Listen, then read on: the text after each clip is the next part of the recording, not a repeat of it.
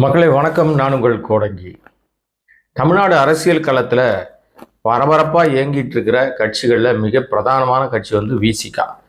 விசிகாவுடைய இந்த 26 தேர்தலில் அவர்களுக்கு ஒதுக்கப்பட்ட இடங்கள் வந்து 8 இடங்கள். திமுக கூட்டணியில் அவர்களுக்கு ஒதுக்கப்பட்ட இடங்கள் 8. கடந்த முறை 2021 வந்து அவர்களுக்கு வழங்கப்பட்ட இடம் வந்து 6 இடங்கள். 6 இடங்களில் 4 இடங்களில் வெற்றி பெற்றார்கள், 2 இடங்கள் வந்து தோல்வியடைந்தார்கள். தோல்வியடைந்ததில் மிக முக்கியமான ஒரு பொறுப்பாளர் யார் அப்படின்னா வன்னியரசு. வன்னியரசு வந்து கடந்த முறை வந்து சொற்ப வாக்கு வித்தியாசத்துல தோல்வி அடைந்தார்.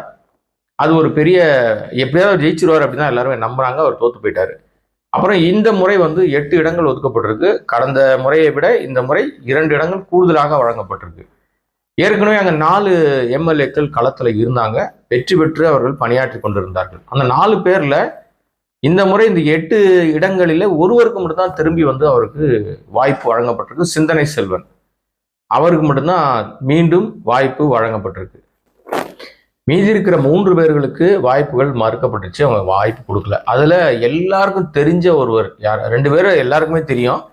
அதுல ஒருவர் பிரதானமா எல்லா சேனல்லையும், யூடியூப் சேனலா இருக்கட்டும், மெயின் ஸ்ட்ரீம் சேனலா இருக்கட்டும், எல்லா சேனல்லையும் டிபேட்ல உட்காந்து பேசக்கூடிய ஆளூர் ஷானவாஸ் எல்லாருக்கும் தெரியும். நாகப்பட்டினத்துல இருந்து அவர் கடந்த முறை வந்து வெற்றி பெற்றிருந்தார். இந்த முறை வந்து நாகப்பட்டினமும் அவங்களுக்கு ஒதுக்கப்படலை. ஆனா இந்த முறை அவருக்கு சீட்டு மறுக்கப்பட்டிருக்கு. ஆனா நல்லா தானே அவர் வந்து தொகுதியில வந்து ரொம்ப சிறப்பாக தானே இருந்தாரு. தொகுதி மக்கள்கிட்ட நல்ல பேர் வாங்கி வச்சிருந்தாருன்னு சொன்னாங்க. எல்லாமே நல்லா தானே இருந்தது. அவரும் வந்து விசிகாவை எந்த இடத்துல விட்டு கொடுக்காமல தானே பேசியிருந்தாரு. அவருக்கு எப்படி மறுக்கப்பட்டது அப்படின்னா, அது பின்னணியில பல்வேறு அதிர்ச்சி விஷயங்கள் சொல்லப்படுது. அது என்னன்னு நான் உங்களுக்கு சொல்றேன். அதே போல இன்னொரு நபர் யார் அப்படின்னு சொன்னா, டாக்டர் ஷர்மிளா. அவங்களுக்கு எல்லாருக்கும் தெரியும். நிறைய யூடியூப் சேனல்ல கடுமையான வாதங்களை முன்வைக்கிறவர். ஆர்எஸ்எஸ்க்கு எதிராக பல்வேறு விஷயங்களை பேசக்கூடியவர். அதுவும் மத அரசியல் குறித்து எவன் பேசினாலும் அங்க போட்டு பொழக்கிறது யாருன்னா அவங்க நம்ம எஸ் பாலாஜியுடைய மனைவி டாக்டர் ஷர்மிளா. அந்த எஸ் பாலாஜி தான் திருப்பூரூர் தொகுதியினுடைய எம்எல்ஏவாக இருந்தார். அவர் வந்து வன்னியர் சமூகத்தை சேர்ந்தவர். விசிகால பொது தொகுதியிலும் வெற்றி பெறுவதற்கு ஆட்கள் இருக்கிறாங்க. விசிகா வந்து பொதுவானவர்களுக்கான கட்சியாக மாறி போச்சு. அது ஜாதி கட்சி இல்லைன்ற அடையாளத்தை கடந்த தேர்தலில் ஒரு 2 பேர் வந்து அப்படி வெற்றி பெற்றார்கள். அது ஒன்று வந்து நம்ம எஸ் பாலாஜி, இன்னொன்று வந்து ஆளூர் ஷானவாஸ். அப்புறம் வந்து பனையூர் பாபு அப்படின்னு சொல்லி ஒருத்தர் வெற்றி பெற்றிருந்தாரு. அந்த பனையூர் பாபு மேல வந்து பாத்தீங்கன்னா பல்வேறு குற்றச்சாட்டுகள், வசூலு, மாமூலு, கரப்ஷனு, எல்லாம் கமிஷனு அப்படின்னு ஏகப்பட்ட குற்றச்சாட்டுகள் அவர் மீது வைக்கப்பட்டது. அவருக்கு நிச்சயமா இந்த வாட்டி சீட்டு கொடுக்க மாட்டாங்கன்னு முன்னாடியே சொல்லிட்டாங்க. ஸோ அதனால அது வந்து அவருக்கு வந்து வாய்ப்பு மறுக்கப்பட்டதால பெரிய ஆச்சரியம் எதுவும் இல்லை. ஆனால் எஸ் பாலாஜி வந்து எப்பவுமே திருமாவளவன் கூடவே இருப்பாரு. ரொம்ப அவர் வந்து மாற்று சமூகத்தை சேர்ந்தவராக இருந்தாலும் திருமாவளவன் மீது பயங்கர மரியாதையோடு அன்போடு அவர் கூடவே இருக்கிறவர். ஆனால் அவருக்கு இந்த முறை சீட்டு மறுக்கப்பட்டிருக்கு. காரணம் என்ன? அது இன்னைக்கு எல்லாருக்கும் பேசு பொருளா இருக்கு. இதுக்கு இடையிலேயே 8 வேட்பாளர்களையும் அறிவிச்சிட்டார் திருமாவளவன். அது எப்படி அறிவிச்சார் அப்படின்னா, அவர் வந்து ஃபேஸ்புக் நேரலையில லைவ்ல 8 வேட்பாளர்கள் அறிவிக்கிறார். எங்க உட்கார்ந்து அறிவிச்சாரு, எங்க இருந்து அந்த அந்த நேரலையை அவர் கொண்டு வந்தாருன்னு யாருக்குமே தெரியல. பயங்கர ஷாக் எல்லாருக்குமே. ஏன்னா கடந்த 1 நாள் 2 நாளாவே திருமாவளவனை யாரும் தொடர்பு கொள்ளவே முடியல. அவர் ரொம்ப தலைமறைவு வாழ்க்கை மாதிரி இருந்தார். யாரும் போனையும் எடுக்கல, யாரு ட்ரை பண்ணாலும் பதில் சொல்லல. அவர் எங்க இருக்காருன்னு தெரியாத அளவுக்கு அவர் வந்து இந்த பயங்கர எப்போ வந்து வேட்பாளர்களை 8 வேட்பாளர் 8 பேர் எங்களுக்கு தேவைன்னு 8 தொகுதியை வாங்கிட்டு வெளியே வந்தாரோ அதுல இருந்து திருமாவளவனை தொடர்பு எல்லைக்கு அப்பாலே இருந்தார். தொடர்பு எல்லை அவரை தொடர்பு கொள்ளவே முடியல.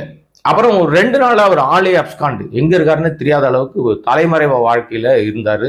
இப்ப நேரலையில தான் வேட்பாளர்களை அறிவிச்சிருக்காரு. கிட்டத்தட்ட வந்து பாத்தீங்கன்னா ஒரு ஆயிரக்கணக்கான பேர் வந்து இந்த 8 தொகுதிக்கு விருப்ப மனு தாக்கல் பண்ணியிருக்காங்க. அவர் நேரலையே சொல்லிட்டார், இந்த தொகுதிக்கு இவ்வளவு பேர், அந்த தொகுதிக்கு அவ்வளவு பேர், இந்த தொகுதிக்கு இவ்வளவு பேர்லாம் கேட்டிருக்கீங்க. ஆனா யாராவது ஒருத்தர் தான் செலக்ட் பண்ண முடியும். அதனால மற்றவர்கள்லாம் நீங்க வந்து வருத்தப்படக்கூடாது, வேதனைப்படக்கூடாது, எல்லாம் சேர்ந்து வேலை பார்க்கணுன்ற மாதிரி பேசிட்டு 8 தொகுதிக்கான வேட்பாளர்களை அறிவித்து விட்டார். 8 பேர்ல ஒரே ஒருத்தர் மட்டும்தான் பழைய ஆளு. அது வந்து நம்ம சிந்தனை செல்வன். அவருக்கு மட்டும்தான் மீண்டும் வாய்ப்பு வழங்கப்பட்டிருக்கு. மற்ற யாருக்கும் வாய்ப்பு, ஏற்கனவே வெற்றி பெற்றவர்கள் வாய்ப்பு வழங்கல. பெரும்பாலும் பார்த்தீங்கன்னா எல்லா கட்சிகளும் வெற்றி பெற்ற இருந்து அவங்க வந்து அந்த களப்பணி ஆட்டிக்கிட்டே இருந்தாங்கன்னா நல்ல பேர் தொடர்ச்சியாக வைத்திருந்தால் அவர்களுக்கு மீண்டும் வாய்ப்பு வழங்குவாங்க. ஏன்னா மக்கள்கிட்ட போய் புதியவர்களை அறிமுகப்படுத்துறதை விட ஏற்கனவே அங்கே வெற்றி பெற்று இருந்தாங்க, அவங்க நல்ல பேர் எடுத்திருந்தாங்கன்னா அவங்களை ஈஸியாக சொல்லி வெற்றிக்கு கூடுதலான பலம் இருக்கும்னு சொல்லி எல்லா கட்சிகளும் அப்படிதான் பண்ணுவாங்க. அது சில நேரங்களில் அந்த வேட்பாளர் அந்த வெற்றி பெற்ற எம்எல்ஏ சரியா வேலை பார்க்கல, அவர் வந்து அங்கே ஒழுங்கா இல்லை, அவர் மீது நிறைய குற்றச்சாட்டு இருக்கு, நிறைய பிரச்சனை இருக்குன்னு சொன்னா அவரை மாற்றிடுவாங்க. இப்போ திமுக கிட்டத்தட்ட வந்து ஒரு 50க்கு மேற்பட்டவர்கள் புதுமுகங்கள், அமைச்சர்களுக்கே சீட்டு மறுக்கப்பட்டிருக்கு. ஒரு 3 அமைச்சருக்கு சீட்டு இல்லை. அதுக்குள்ள அவங்க வாரிசுகளுக்கு கொடுத்துருக்காங்க, பையனை கொடுத்துருக்காங்க, அவங்களுக்கு சொந்தக்காரங்க கொடுத்துருக்காங்க, தனி ரகம். ஆக மொத்தம் ஒரு 50லேருந்து 60 பேருக்கு புதுமுகங்களை இறக்கி விட்டுருக்கு திமுக. அதிமுகலையும் அப்படிதான், பெரும்பாலானவர்களுக்கு அவங்க ஏற்கனவே இருந்தவங்களுக்கு கொடுத்துட்டாங்க, இல்லாதவர்களுக்கு புதியவர்கள் நிறைய பேர் கொடுத்துருக்காங்க. ஸோ இது வந்து நடைமுறையில் எல்லா கட்சியிலும் இருக்கிற விஷயம் தான். அது ஒன்றும் பெரிய ஒரு ஏதோ பெரிய தப்பு நடந்துச்சு, விசி காலம் மட்டும் தான் இப்படி தப்பு அப்படிலாம் கிடையாது. எல்லா கட்சியிலும் செய்கிற மாதிரி இந்த கட்சியில் ஒரு முடிவு எடுத்திருக்காங்க. இப்போ நான் சொன்னேன்ல, ஆளூர் ஷானவாஸ் நல்ல எல்லாமே வந்து விடுதலை சிறுத்தை விட்டு கொடுக்காம பேசக்கூடியவர், எல்லாரும் நல்ல பேச்சாளர், நல்ல அறிமுகமானவர், சின்னத்திரையாக டிவியில் ஆரம்பிச்சு, டிபேட்டில் ஆரம்பிச்சு, யூடியூப்ல ஆரம்பிச்சு எல்லாத்திலையுமே பேர் தெரிஞ்ச ஒரு எம்எல்ஏவாகவும் 5 ஆண்டுகள் சிறப்பாக பணியாற்றினவர், சட்டசபையில நிறைய கேள்விகளை கேட்டவர், அப்படிலாம் வந்து இருந்துச்சு இல்ல.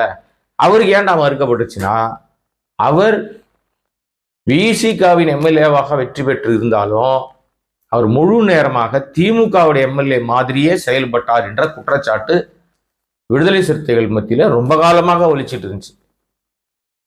இன்னொரு விஷயம், அவர் வந்து விசிகாவுடைய எம்எல்ஏ. விசிகா எம்எல்ஏவா இருக்கிறவரு சென்னைக்கு வந்தார்னா எந்த அலுவலகத்தில் அவர் அதிகமாக பார்க்கலாம்னா விசிகா அலுவலகத்தில் பார்க்கவே முடியாது. அவரை பெரும்பாலும் அவர் வந்ததே இல்லைன்றாங்க, ஆனால் அறிவாலயத்தில் அடிக்கடி பார்க்கலான்றாங்க. இதுதான் அவர் மாற்றத்துக்கான காரணம். அதே போல என்னதான் எஸ் பாலாஜி வந்து திருமாவளவனோட மிக நெருக்கமாக இருந்தாலும், அவரோட கூட பயணம் பண்ணாலும், அவரும் அதிக விசுவாசம் காட்டியது திருமாவளவனை காட்டிலும் அறிவாலயத்தின் மீதும் முதல்வர் மு.க. ஸ்டாலின் மீதும் தான் என்று ஒரு குற்றச்சாட்டு ரொம்ப காலமாக எழுப்பப்பட்டு வந்திருக்கு. இன்னொரு விஷயம், இனிமேல் விசிகாவில் மாற்று சமூகத்தினருக்கு வாய்ப்புகள் வழங்கப்பட மாட்டாது என்ற முடிவையும் அவங்க எடுத்திருக்காங்கன்னு சொல்றாங்க. ஏன்னா இப்ப அறிவிச்சிருக்கிற 8 வேட்பாளர்களுமே எல்லாமே ஒரு குறிப்பிட்ட சமூகத்தை சேர்ந்தவர்கள் தான். என்ன காரணம்னா, நம்மளை வளர்த்தா போதும், மற்றவங்களை யாரையும் வளர்க்க வேண்டிய அவசியம் இல்லை, அவங்கள வளர்த்தா அவங்க நமக்கு விசுவாசமா இருக்க மாட்டாங்க, அவர்களுக்கு எங்கே ஆதாயம் கிடைக்குதோ அங்க விசுவாசத்தை காட்டுறாங்க, அதனால அவர்களை ஒதுக்குவது நல்லதுன்னு முடிவு பண்ணிட்டாங்க. அதனாலதான் எல்லா அழுத்தங்களும் தப்பிப்பதற்காக யாரும் வேட்பாளராக இவர்களை சொல்லிருங்க, இவங்களை வையுங்க, இவங்களை நிப்பாட்டுங்கன்னு சொல்லிடக்கூடாதுன்னு திருமாவளவன் கடந்த 2-3 தினங்களாக போனை வந்து ஆஃப்லைன் மோடுக்கு போட்டுட்டு, ஏரோப்ளேன் மோட்ல போட்டுட்டு, யாரையுமே வந்து கிட்ட சேர்க்காம எங்கேயோ ஒரு இடத்துல இப்போ வந்து ஒரு ஹோட்டல்ல தங்கி அங்கிருந்து நேரலை பண்ணிட்டு இருக்காரு. நேரலையில தான் அவர் வேட்பாளர்களே அறிவிச்சார். இது வரைக்கும் அரசியல் கட்சி வரலாறுலையே, அதுவும் இந்திய அளவுல உள்ள அரசியல் கட்சி வரலாறுலையே ஃபேஸ்புக் லைவ் நேரலையில வேட்பாளர்களை அறிவித்த ஒரே கட்சி அது விசிகா தான். எதுக்காக நேரலையில ஆள் அரவமே இல்லாம தலைமறைவா ஏன் ஓடி ஒளிஞ்சு ஏன் இப்படி திருமாவளவன் பண்ணணும் அப்படின்ற கேள்விக்கு விடை ஒன்றும் பெரிய விஷயம் இல்லைங்க, ரகசியமெல்லாம் கிடையாது, சூட்சமெல்லாம் கிடையாது. பல அழுத்தங்களிலும் தப்பிப்பதற்காக திருமாவளவன் அந்த முடிவு எடுத்தாருன்னு சொன்னாங்க. அப்படி என்ன அழுத்தம் அப்படின்னா, ஆளுங்கட்சியா இருக்கிற திமுக கடுமையான அழுத்தத்தை திருமாவளவன் கொடுத்திருக்கிறது. திருமாவளவனுக்கு 8 சீட் கொடுத்தது பெருசு இல்லை, 6+2 கொடுத்து 6 சீட் கொடுத்தது பெருசு இல்லை. அந்த 6 சீட்ல அவர்களுக்கு லாயலாக கடந்த காலங்களில் வேலை பார்த்தவர்கள், அவருக்கு லாயலா இருக்கிறவர்களுக்கு சீட்டு கொடுக்கணும்னு ப்ரெஷர் பண்ணியிருக்காங்க.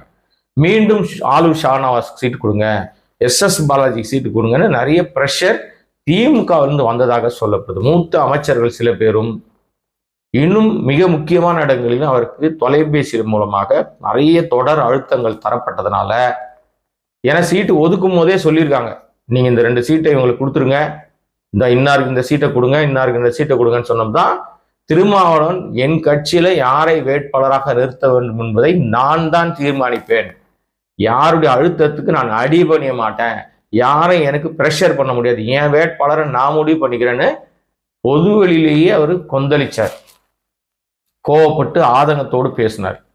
அதற்கு காரணம் என்னன்னா இதுதான்.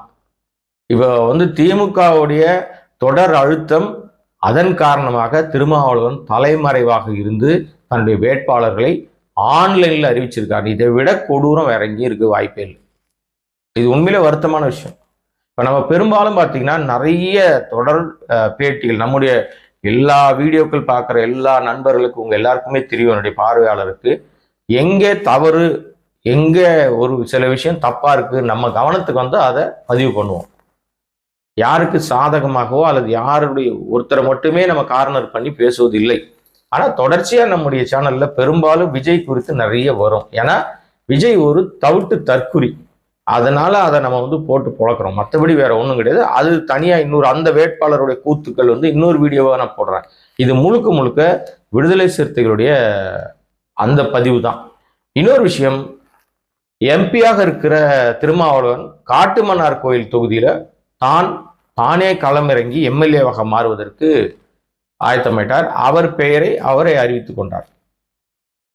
இங்கேதான் பெரிய ட்விஸ்டே இருக்கு. மத்தியில எம்பியாக இருக்கிற, அதுவும் போராடி வெற்றி பெற்ற தொகுதி, எம்பியாக இருக்கிற ஒருவர் அந்த இன்னும் இருக்கு, கிட்டத்தட்ட இன்னும் 3 வருஷ காலம் இருக்கு. 24ல தான் வந்து எம்பியாக செலக்ட் ஆனாங்க. இது 26, 26 இப்பதான் தொடங்கி 3வது மாசத்துல இருக்கோம் நம்ம. அப்ப இன்னும் வந்து கிட்டத்தட்ட ஒரு 3 ஆண்டுகளை வந்து 3 ஆண்டுகளுக்கு மேலாக எம்பியாக ஒரு பதவி காலம் இருக்கு. அதுக்குள்ள மாநில அரசியலுக்கு ஏன் திரும்புகிறார் திருமாவளவன்? பெரிய இமாலய கொஸ்டின் எல்லாருக்கும் இருக்கும்ல. இந்த கேள்விக்கு விடை என்ன காரணம்னா, மாநில அரசியலுக்கு திரும்புவதன் நோக்கம் இனி தீவிரமாக திருமாவளவனுடைய கட்சியாக விடுதலை சிறுத்தைகள் கட்சி மாநிலம் முழுக்க மாநிலத்தில் தன்னுடைய கட்சியை டெவலப் பண்ணி வருகிற அடுத்து இந்த தேர்தலில் வந்து திமுகவோடு 8 சீட்டுக்கு நின்னாங்கல்ல, இனி அவர்கள் தனியாக களம் காணுவதற்கு சக்தியை கொண்டு வருவதற்காக மாநிலத்தில் தான் களமாட வேண்டும் என்று திருமாவளவன் இப்போதே முடிவு செய்துவிட்டு, இனி எம்பி இப்போ அவர் போய் பிரதமருக்கு நிற்க போறது கிடையாது, அதற்கான சாத்தியமும் இல்லை.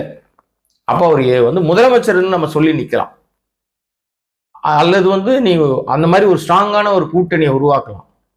ஏன்னா அறியப்பட்ட முகமாக மாறிட்டார் திருமாவளவன். தமிழ்நாடு முழுக்க அவருக்கு வந்து ஒரு பெரிய செல்வாக்கை உருவாக்கி கொண்டார். அதனால இனிமே மாநில அரசியலை கான்சென்ட்ரேட் பண்ணா இனி வரும் காலங்களில் விடுதலை சிறுத்தைகள் கட்சியை பரவலாக கொண்டு போய் சேர்க்க முடியும். ஏன்னா இந்த முறை அவர்கள் அங்கீகரிக்கப்பட்ட கட்சியாக மாறியிருக்காங்க. இந்த தேர்தலில் அவர்கள் விடுதலை சிறுத்தைகள் கட்சி வந்து அங்கீகரிக்கப்பட்ட கட்சியாக, அங்கீகரிக்கப்பட்ட சின்னம் கிடைச்சி ரிஜிஸ்டர்டு பொலிட்டிக்கல் பார்ட்டியாக மாறியிருக்காங்க. அந்த அடிப்படையில் அவர் மாநிலத்தில் தன்னுடைய கட்சியை டெவலப் பண்ணுவதற்காக எம்பி பதவியை துறப்பதற்கு முடிவு செய்து விட்டார். எம்எல்ஏவாக காட்டுமன்னார் கோயிலில் நிற்க போறேன் அறிவிச்சிட்டார். ஏன் அப்போ நேரலையில் வந்தாருன்னு சொன்னா, இந்த அழுத்தங்கள் எல்லாம் இருக்கு. அப்புறம் நிறைய தொண்டர்கள் வந்து அவரை எப்படியாவது பார்த்துட்டோம்னா அவங்களுக்காகவே நம்ம வேற வழி இல்லாமல் மாட்டிப்போம் நம்ம.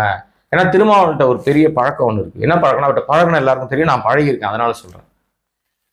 அவர் வந்து நேரில் பார்த்துட்டாருன்னா நோ சொல்ல மாட்டார். அதான் அவர்கிட்ட இருக்க பெரிய கெட்ட பழக்கம், அதுதான் அவர்கிட்ட இருக்கிற பெரிய பலமும், அதுதான் பலவீனமும் அதுதான். அப்ப நேர்ல ஒருத்தரை பார்த்துட்டு அவருக்கு முகத்துக்கு நேராக அவர் வந்து உதவிகளை இல்லைன்னு சொல்லாம இருக்கிறதுனால இது மிக முக்கியமான ஒரு விஷயம். இந்த இடத்துல வந்து நம்ம எந்த காம்ப்ரமைஸ்குள்ளும் மாட்டிக்க கூடாது. தவிர்க்க முடியாத சந்தர்ப்பத்தினால நம்முடைய இயல்பை விட்டு கொடுக்க முடியாது, தன்னுடைய சுயத்தை இழந்துடக்கூடாதுன்றதுனால மிக தெளிவாக யாரும் ட்ரேஸ் பண்ண முடியாம எங்கேயோ ஒரு தலைமறைவாக இருந்து வேட்பாளர் அறிவிச்சிட்டார். அறிவிச்சிட்ட பிறகு ஒன்றும் பண்ண முடியாது, அவ்வளவுதான். இன்னும் அடுத்த வழியை பார்க்க வேண்டியதுதான்.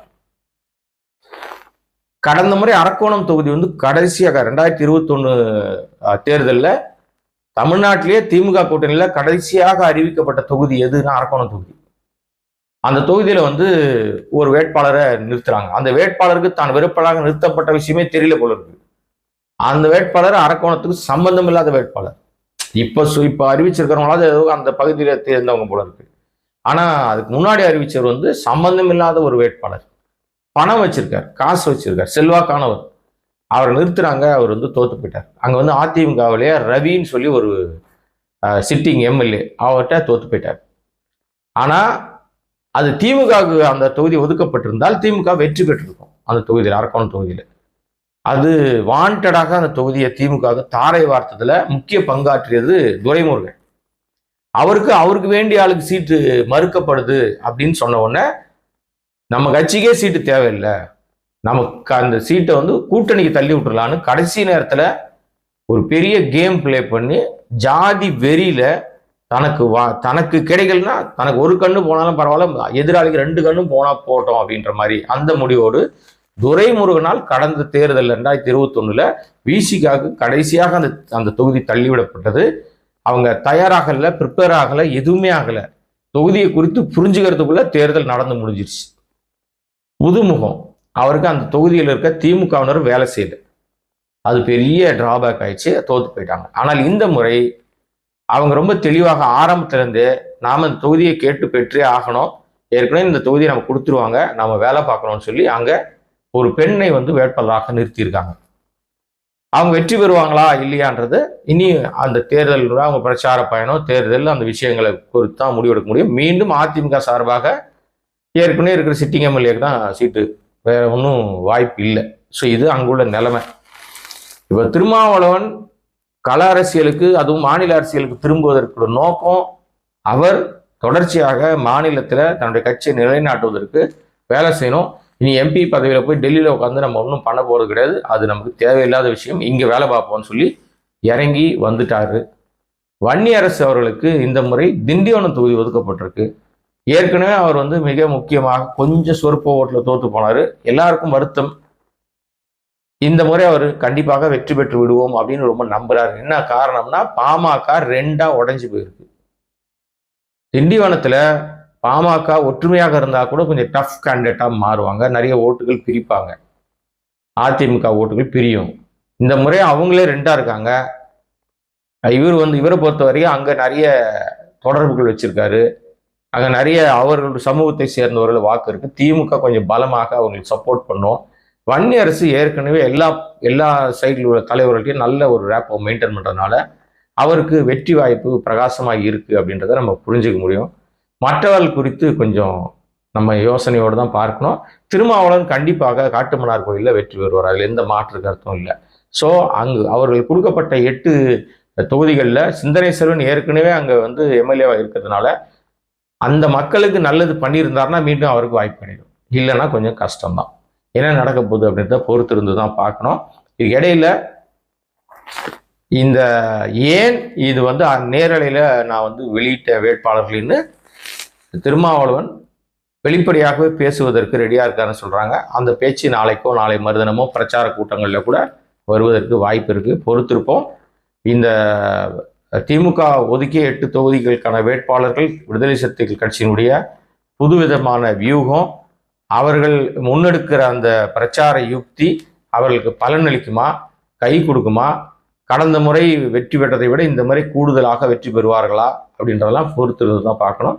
இந்த வீடியோவை சப்ஸ்கிரைப் பண்ணாமல் பார்த்துட்டு இருக்க அன்பு நண்பர்கள் சப்ஸ்கிரைப் பண்ணினா இது போன்ற பல்வேறு சுவாரஸ்ய தகவல்களை சொல்வதற்கு வாய்ப்பாக அமையும். நன்றி, வணக்கம்.